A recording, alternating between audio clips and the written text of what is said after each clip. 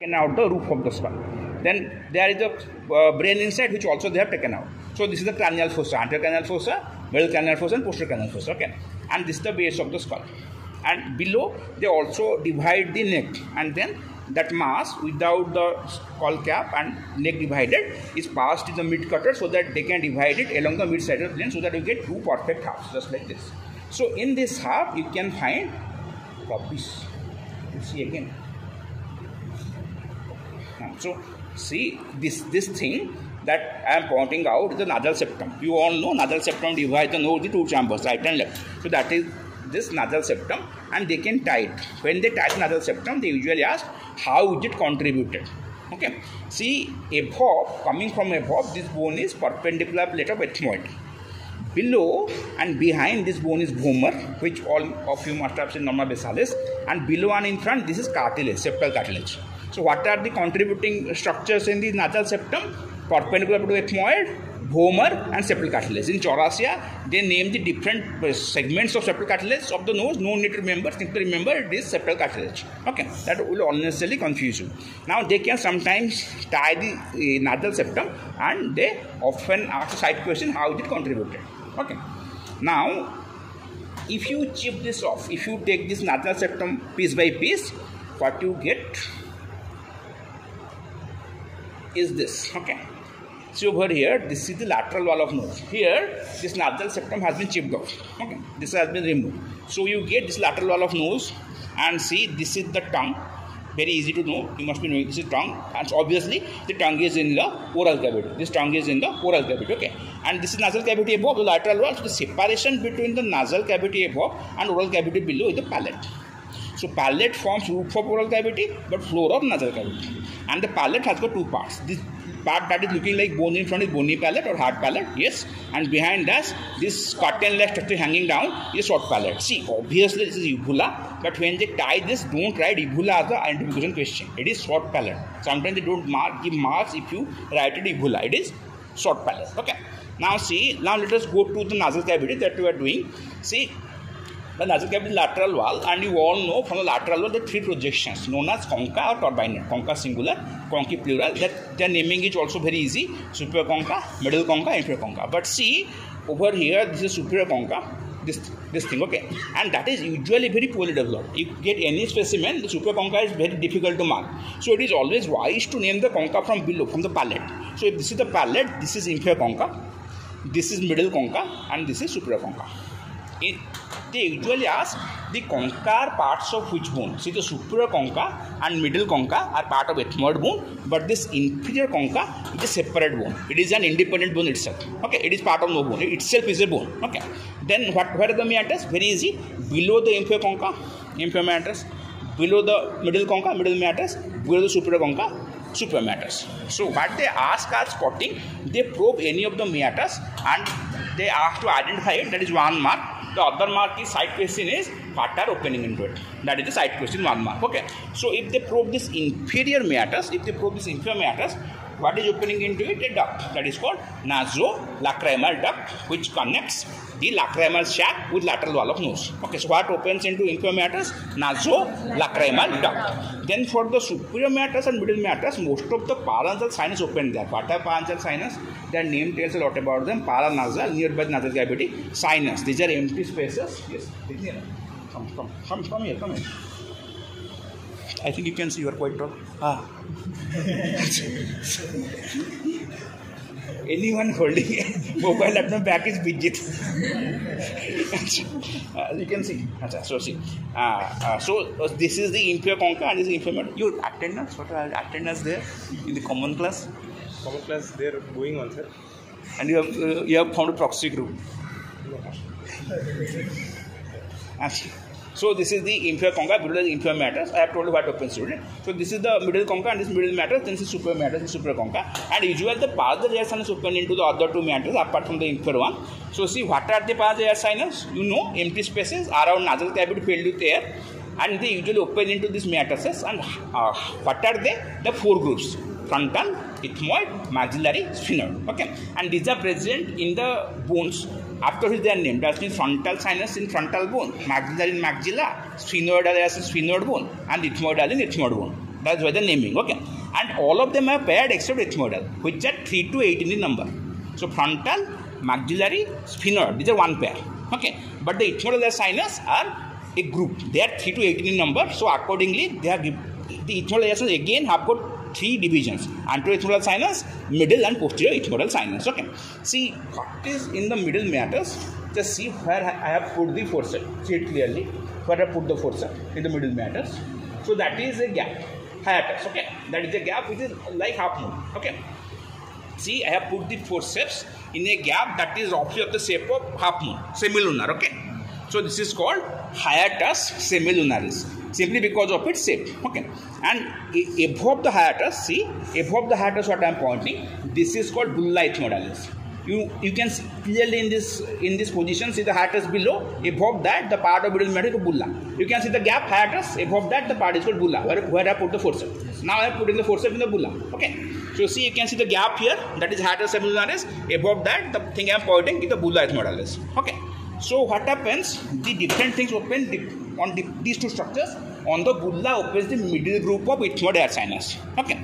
In the hiatus semilunaris, in the front, anteriorly open frontal sinus and anterior ethmoidal sinus, and in the floor, that means over here, in the floor opens the maxillary sinus. So they usually probe the middle meatus because a lot of things are opening here, and that's what is opening here. Even if you can't write in the spotting detail what opens on bulla, what opens on the hiatus, simply write anterior ethmoidal sinus, middle ethmoidal sinus, frontal sinus, maxillary sinus. Okay, that can give you 1 mark.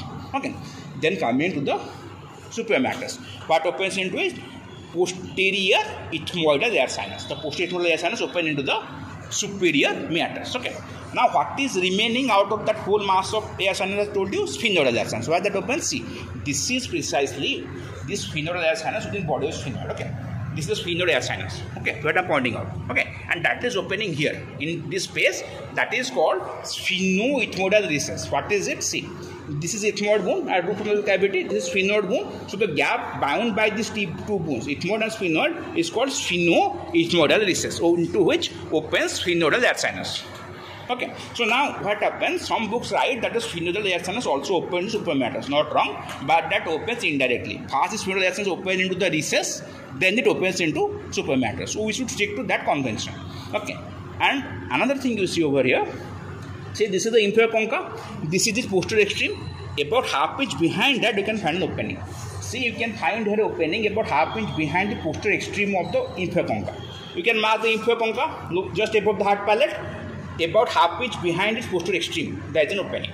Okay, see, you can all mark the inferior concha, its posterior extreme. About half inch behind the posterior extreme, we can see an opening. Okay, this opening is that of the auditory tube or pharyngotympanic tube or eustachian tube. Okay, pharyngotympanic tube tells the structures which it joins. It joins the pharynx with the tympanic cavity is middle ear. Okay, so this pharyngotympanic tube joins the lateral wall of nasopharynx with the anterior wall of tympanic cavity. To be more specific, now this is a very commonly probed structure. So actually, see, this hole is itself the opening of the tube, but if you probe this deeply, this becomes the tube. So they probed it here, and as what structure they have probed as the identification, and the answer is pharyngotympanic tube or auditory tube or eustachian tube. Then what they ask as side question is very easy. First they ask what is the length. The length of the whole auditory tube is 36 millimeters. 36 millimeters. Okay. Then they ask what are the parts. One part is called bony part. One part is called cartilaginous part. Bony part is 12 millimeter in length. Cartilaginous part is longer, 24 millimeter in length, and bony part is lateral. Cartilaginous part is median. Okay. If you remember this much, you can almost answer the spotting of the auditory tube or pharyngotympanic tube. Okay. Now we have shown in the lateral wall of nose what they can probe. They can probe any of the meatus or the auditory tube. Okay. And lateral wall of nose can be a full window question, where they ask not only about the concha meatus and all tube, all that, they also ask about the nerve and arteries of the lateral wall of nose, which is covered in special sense. You can read that. But first they will ask about concha and meatus. If you go beyond that, they will go for the artery and nerve. So if you answer well, they will ask the artery and the nerve. Okay. And even they can hear from good a bit about the septum, ask about what is little area, what is Kiesel black plexus. Everything is covered in the theory class. Okay. Now see, let us go to the palate after that. See, hard palate. That is not exactly tied in the exam, but they often ask it in the viva how it contributed. Okay, hard palate. is contributed how if anyone normal basal is anterior 3/4 by palatine pressure maxilla, post to 1/4 by horizontal plate of palatine bone. That is often asked in Bhaiba. Okay, then see, this is the short palate. Okay, the short palate can be tied as a spotting, and if they tie it as a spotting, don't write uvula. Many people do that, they don't usually give marks for that. It is short palate. And the usual side question are two. One is what are the names of the muscles of short palate, next is what is their nerve supply. So remember, the name of the muscles are tensor veli palatini, levator veli palatini, palatoglossus, palatopharyngeus, and musculus uvuli. And these are 5 pairs. Each of them is 2 in number. Okay, and these are skeletal muscles. But usually the viscera has got your smooth muscle, and this is somewhere towards the viscera. So examiner, some of them make it a point to ask what is nature of muscle of short palate pharynx. It is skeletal muscle, don't be smooth muscle. It is skeletal muscle. Okay, and then the next side question is what is the nerve supply of these muscles. Okay. Remember dictum that all the muscles of short palate are supplied by cranial part of accessory nerve through the pharyngeal plexus. We will read gradually what is pharyngeal plexus and all that, except the tensor veli palatine. It is supplied by mandibular nerve. How? The trunk of the mandibular nerve gives a branch to medial pterygoid. That nerve to medial pterygoid passes uninterrupted through the optic ganglion and also supplies tensor tympani and tensor veli palatini. So what is nerve supply of tensor veli palatini? Nerve to medial pterygoid from the trunk of the mandibular nerve. That also supplies the tensor tympani as well. Okay. So that is what they can ask in the short palate is your spotting. But they can ask a short palate in the long question theory, full question. You will read that today. Half an hour will take, and then they put it as a full window question. Then they are also the mostly concentrated on the muscle, and then also that they ask details about the muscle. Okay. Now one thing here you can see the parts of short palate. See, if this is the short palate, the 2 ends. You can see clearly tell upper end that is attached to hard palate. The hanging part is lower end. 2 ends, upper end, lower end. See there are 2 surfaces. One is towards tongue. That is called the under surface. Not difficult to show why it is called under surface. Then the opposite surface, this is called the upper surface, or they can call it anterior surface, they can call it posterior surface, or under surface, upper surface. Okay, and see, if you see the short palate like this, then it will have 2 lateral borders. Okay, so what are the parts? 2 ends, upper, lower, 2 surfaces, under surface, upper surface, and 2 lateral borders. Okay, so these are the parts of the short palate. Okay, now see,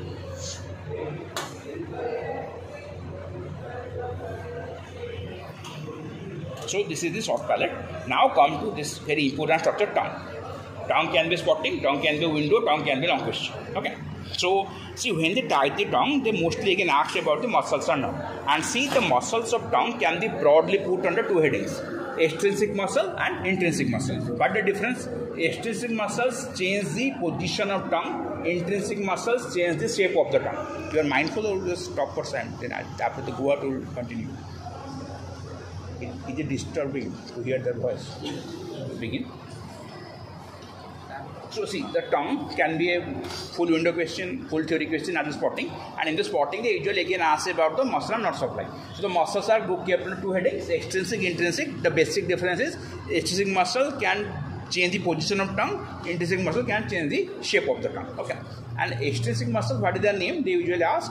That is hyoglossus, genioglossus, paraloglossus, chaloglossus, chondroglossus. If you want to drop here something, drop chondroglossus, because many books don't give chondroglossus as a muscle. They only mention hyoglossus, genioglossus, paraloglossus, and styloglossus are the extrinsic muscle. And the intrinsic muscles are superlongitudinal, infralongitudinal, verticalis, transversus. Okay. And what is the nerve supply of all these muscles? Remember the dictum: all the muscles of tongue, whether extrinsic or intrinsic, are supplied by hypoglossal nerve except for palatoglossus, that is supplied by cranial part of accessory. Okay. Remember this dictum, like you remembered for the short palate, one dictum. Okay. And see, the nerve supply is not only this motor supply, supplied to muscles, but also sensory supply. And the sensory supply in the tongue can be general sensory or special sensory. General sensory is touch, temperature, pressure, pain. Special sensory is taste. Okay. Except the circumflex papilla by chorda tympani branch of fascia, and posterior 1/3 both general sense and special sense along with circumflex papilla by the glossopharyngeal, and the posterior most part by internal laryngeal branch of vagus. Difficult to remember, maybe jumbling of memory, but read that and get it by heart. They often ask it. It can be asked in theory, objective question. You need it when you write the long question on tongue, and you will need it in window and spotting of tongue. Okay. They can tie the tongue and ask many side questions. Like they can simply ask you name the papilla. Okay, or they can ask you name the artery of tongue, lingual artery, like that. Okay, so prepare tongue fully for the exam, because that is for the practical. It can be full window and it can be a spotting. Okay, and sometimes very interestingly people misidentify tongue. They write it something else. Okay, you should not do that. You should not misidentify the tongue. Now let us go to the pharynx. Okay, so see over here. Now first find one thing in this specimen. See, this is the cervical vertebral column. Okay, and this is the spinal cord. Okay, and you can find here. You can find. See, I am putting the forceps here within a tube. Okay, see this tube. That is actually the pharynx. Okay, this muscular tube is pharynx. So mark one thing here. This is the cervical vertebral column. In front of that there is a space. This is the retropharyngeal space, and in front of that the immediate tube is pharynx. Okay, so you have read that retropharyngeal space in deep cervical fossa, the same retropharyngeal space. Now in front of the pharynx, this is the larynx. Okay, and guarding the larynx like a lead is epiglottis. Okay, see this is the epiglottis. This is the larynx. Okay, guarding the larynx like a lead is the epiglottis, and the commonly tie the epiglottis. And the usual side question is, what is it by nature? By nature, it is elastic cartilage. Remember, E for E. Epiglottis is an example of elastic cartilage. Okay, now in the pharynx, we know that three parts: nasopharynx, oropharynx, laryngopharynx. See, they are named simply after the part behind which they are present. So see, this is the nasal cavity. This is oral cavity with the tongue, and this is larynx. So behind nasal cavity, the part of the pharynx, this is nasopharynx. Okay. Then behind oral cavity, the part of the pharynx, oropharynx, and behind larynx, the part of the pharynx is laryngopharynx. Below the pharynx starts esophagus. Below the larynx starts trachea.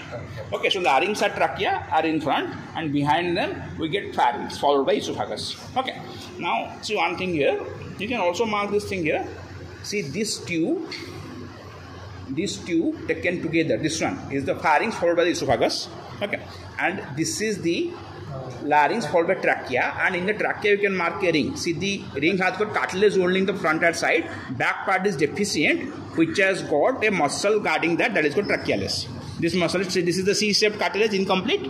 The back is deficient, and in posterior deficiency you get this muscle, trachealis muscle. Okay, that is the trachea which is present in this specimen, the beginning of it. Now see, we need to know some features about the parts of the pharynx. See, first thing, you see this is nasopharynx. So this is roof of nasopharynx. Okay, here you get a mass of lymphoid tissue known as nasopharyngeal tonsil. When enlarged, that is called adenoid. Earlier, adenoid was referred to as the enlarged nasopharyngeal tonsil, but these days nasopharyngeal tonsil and adenoid are used synonymously. Later, nasopharyngeal tonsil or adenoid. Okay, then see, you all know what is this. Tell me what is this. I just showed you. This is the auditory tube. Okay, so see, this is in the lateral wall of the nasopharynx. Okay, and I will again show on that side. See, this is the auditory tube opening. Beneath that, the auditory tube. See, if this is the pharyngeal of an auditory tube, just behind that you get an elevation. Can you see? So this is the auditory tube opening. Above and behind that, posterior superiorly, you get an elevation. That is for tubal elevation. And behind tubal elevation, this fossa is called fossa of Rosenmuller. Clear? See, this is the pharyngeal of an auditory tube. Above and behind, posterior superiorly, you get tubal elevation. Behind tubal elevation, you get the fossa of Rosenmuller. Okay, so see over here. See, this is the pharyngeal open auditory tube. Guarding it above and behind, posterior superiorly, you get an elevation, that is tubal elevation, and behind tubal elevation, this is called fossa Rosenmuller. Okay, so fossa Rosenmuller. So remember, in nasopharynx, one feature is very important in the roof, that is nasopharyngeal tonsil. On the lateral wall, there are three important things. One is opening of auditory tube, guarded above and behind by the tubal elevation. Behind that, fossa of Rosenmuller. Okay. Now let us go to the oropharynx. So see over here. Again, I'm seeing on two sides. So say this is the oropharynx. Okay. You can find that if you take the individual parts of the pharynx, there is a communication between the individual part of pharynx and the structure in front of it. Okay. So if this is nasal cavity, this is nasopharynx, this is called choana. So what is choana? That is the communication between nasal cavity and the nasopharynx. Okay. then this is called oropharyngeal isthmus. That is the communication between the oral cavity and the oropharynx. So this is the oral cavity with the tongue. This is oropharynx. The communication between them is called your oropharyngeal isthmus. Okay. Then see over here. This is the laryngopharynx. This is the larynx. So this communication between the laryngopharynx and the larynx is called laryngeal inlet. Inlet. Okay. So choana connects nasopharynx nasal cavity, oropharyngeal isthmus connects oropharynx with oral cavity, and laryngeal inlet connects laryngopharynx with larynx. Okay. Now another communication you see here, that is between the nasopharynx and oropharynx. This is called pharyngeal isthmus. So see, pharyngeal isthmus, what I am pointing, is the connection between or the communication between nasopharynx above and oropharynx below. But oropharyngeal isthmus is the communication between oral cavity in front and oropharynx behind. The two things are different. Pharyngeal isthmus and oropharyngeal isthmus are different. Now let us see in the oropharynx. See over here. See, this is the palate. Okay. This is the tongue and this is the pharynx. So between the palate and the tongue, this fold is called palatoglossal fold. Glossus means tongue. So this is palate, this is tongue. The fold connecting the two is called palatoglossal fold. Then this is palate, this is pharynx. The fold connecting the two is called palatopharyngeal fold. Palatoglossal fold, palatopharyngeal fold. In between them you can find a blackish mass here. Okay. This blackish mass into two folds. This blackish mass is palatine tonsil. Okay, that is often referred to as tonsil. That is a palatine tonsil. Okay, when they tell in the clinical tonsil, they mean it is palatine tonsil. That is present here in lateral wall of oropharynx. Okay, so see over here. See, this is the oropharynx. Okay, and here you can find the palate.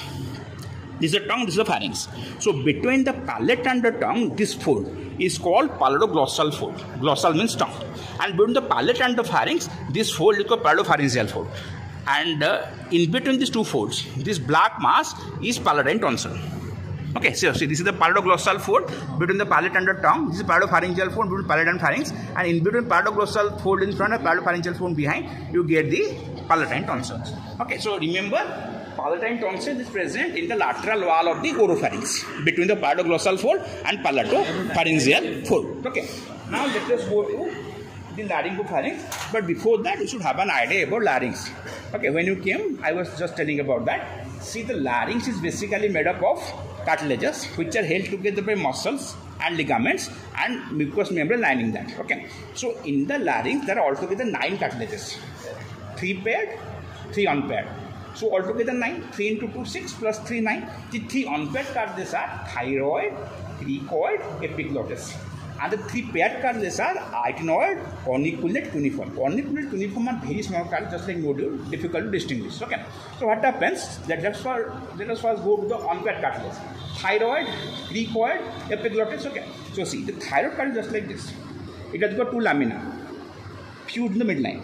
The fusion is very prominent in males, known as Adam's apple. That is not very prominent in female. So what you can see from this arrangement, that the thyroid cartilage is covering the larynx in front and the sides, but it is deficient behind. Okay. At the base of this thyroid cartilage, there is a complete ring of cartilage. Okay, known as cricoid cartilage. So cricoid cartilage complete ring at the base, so it is called the foundation stone of the larynx. So suppose this is the cricoid cartilage here, and this thing is the thyroid cartilage above that. So you can find that at the back there is a deficiency that is filled by the square cartilage. That means suppose this is the cricoid cartilage, on its posterior side, just above it, there are on each side arytenoid, corniculate, cuneiform. So sitting upon the upper posterior part of the cricoid is your arytenoid, and attached to that is your corniculate, cuneiform, which are very difficult to distinguish. So see the arrangement here. See, this thing I am pointing is the thyroid cartilage. Okay, thyroid cartilage. This is cricoid in the front. This is cricoid at the back. Okay, and back above the cricoid, this is actually arytenoid, corniculate, cuneiform are very difficult to distinguish. And this structure covering the larynx like a lid is epiglottis. Okay, that is usually tied. This is epiglottis. Okay, so see, just I was telling them, suppose this is the epiglottis in the middle, single thing. So it has got 2 borders, right and left, and this is each arytenoid on one side. Right side arytenoid, left side arytenoid. So between the right side arytenoid and the right border of the epiglottis, there is right aryepiglottic fold.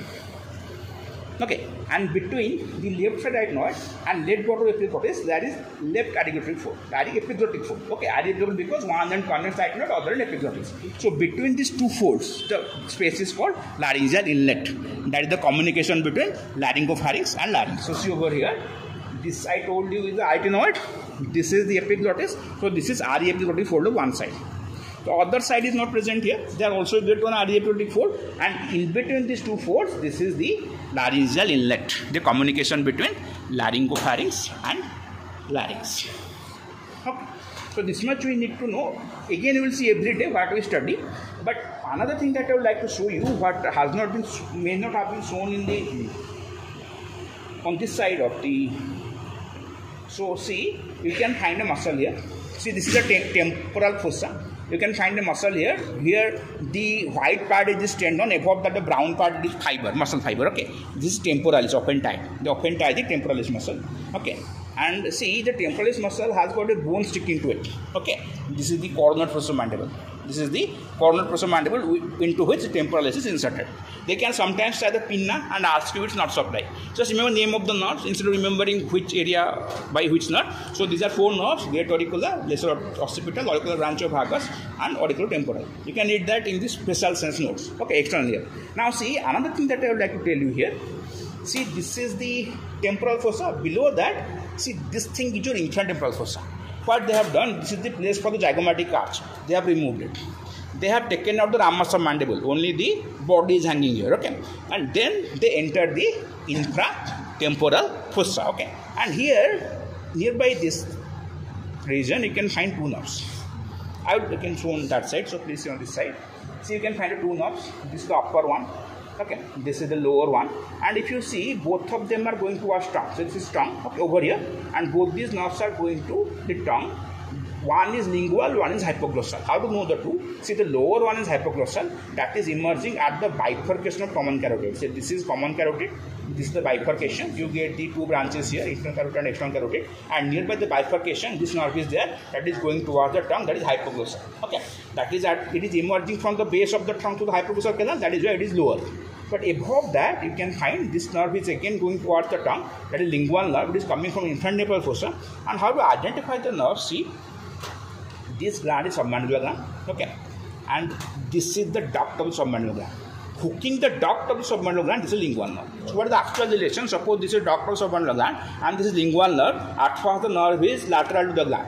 Then it passes lateral duct of the gland. Then it passes below the duct, then winds down. LBW, lateral below winds down. The same thing you find here. See, this is the gland, this is the duct, and hooking that, this is lingual nerve.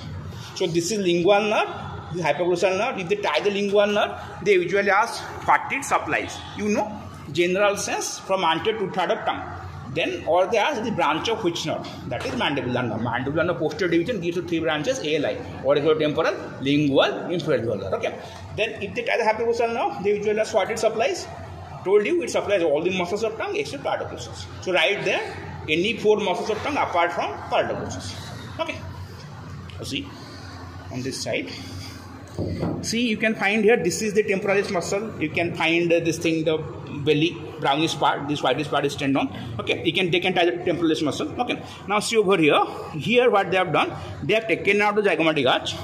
Here the place for zygomatic, which is removed. The ramus of mandible is removed when the body is sticking here, and we get the infratemporal fossa over here. This is the infratemporal fossa, and emerging from that, see, this nerve is lingual nerve, and below that, this nerve is hypoglossal nerve. See, both the nerves are going towards tongue. The direction is going towards tongue, but how to identify between the two or to differentiate between two? Hypoglossal emerges at the bifurcation of common carotid. This is common carotid, external carotid, internal carotid. At this bifurcation, this is hypoglossal going towards the tongue. This one is lingual. That is emerged. That is above the hypoglossal.